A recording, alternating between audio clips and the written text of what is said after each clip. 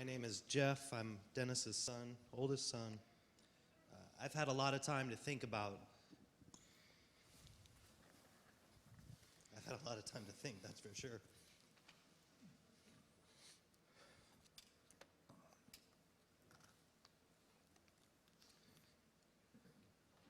In this year of mercy, Pope Francis has asked that every Sunday we recite the Beatitudes, and one of those, blessed are they who mourn, for they will be comforted. I know that mourning probably isn't the best word.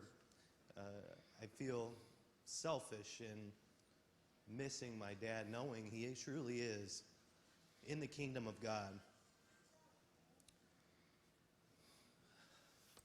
I prepared a few notes, and honestly, that was the first part of them, and I made it through them, so hopefully it'll get better.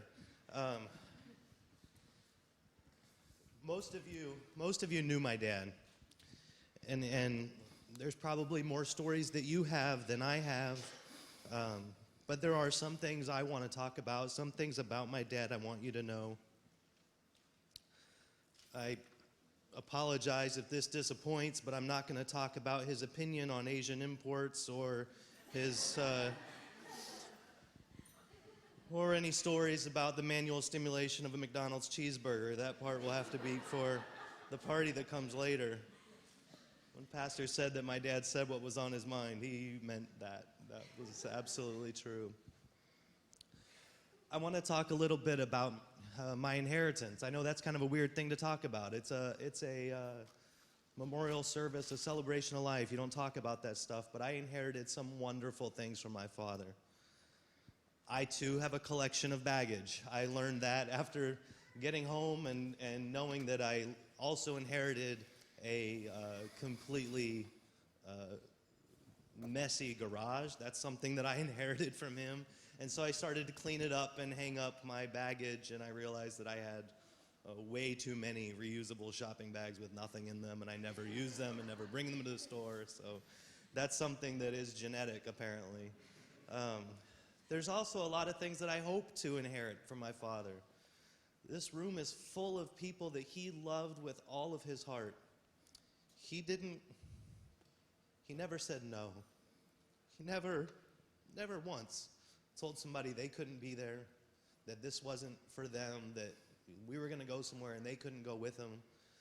Looking back at some photos, I saw pictures of family trips that had friends of ours,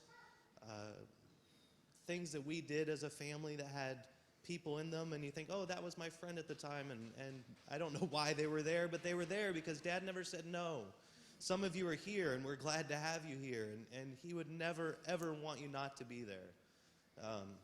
He truly did love, and that love, I think, brought him to the place that Stacey talked about, the place where he knew God, because he knew God's love, and he shared God's love with everybody, and I couldn't hope to inherit any more of that than he had.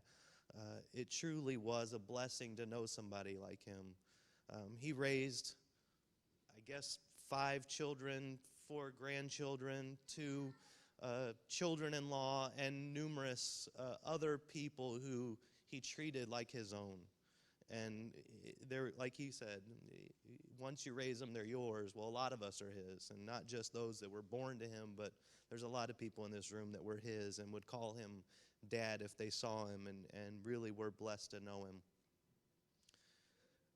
A couple of stories I do want to tell, and I'll be brief, but growing up, I know that some of my best days, some of the days I look forward to the most, were the days where we didn't have school. And not because I didn't like school or I wasn't good in school, but I knew that most times that meant going to work with Dad.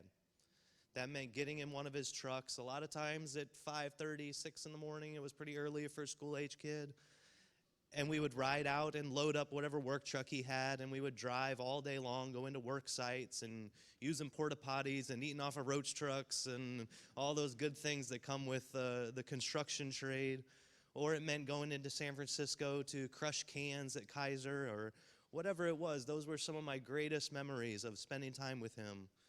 But we also had great memories where we got to really bond. We got to be a lot closer. He taught me how to golf when I was probably in maybe elementary school, maybe middle school, but I was really young.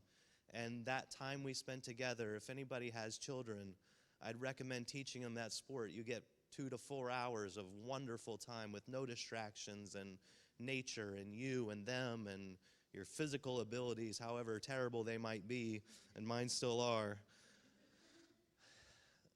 Those are the things that I'll always remember, but most of all, his love for everybody else. And I'm sure you've all felt it, and that's why you're here. I'm grateful for him, and I'm grateful for you all to be here. Thank you.